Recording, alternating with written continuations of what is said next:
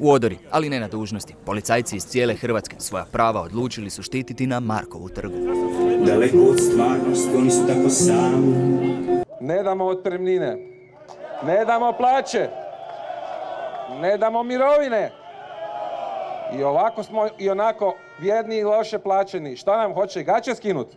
Ovo nije borba samo za otpremnine i one koji odlaze u mirovinu. Borimo se za sva naša prava, poručili su ogorčeni policajci. Nemojte naše strpljenje iskušivati. Neće to trajati do vijeka.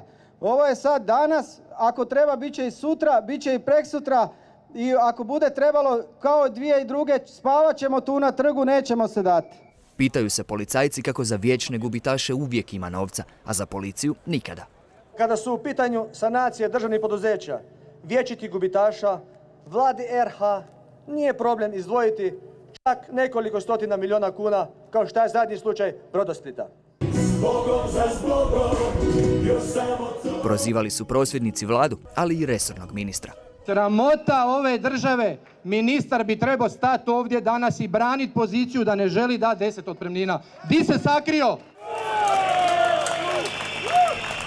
Nedolazak ministra najviše ih je razljutio. Stvar je u karakteru i moralu čovjeka.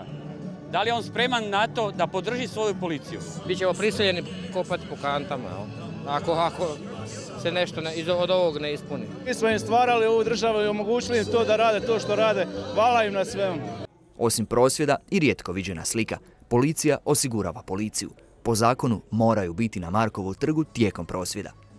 Ako ne naiđu na razumijevanje vlade, poručuju, postoji mogućnost da će odbiti ispunjavati neke zadaće. Koje su to, nisu željeli precizirati.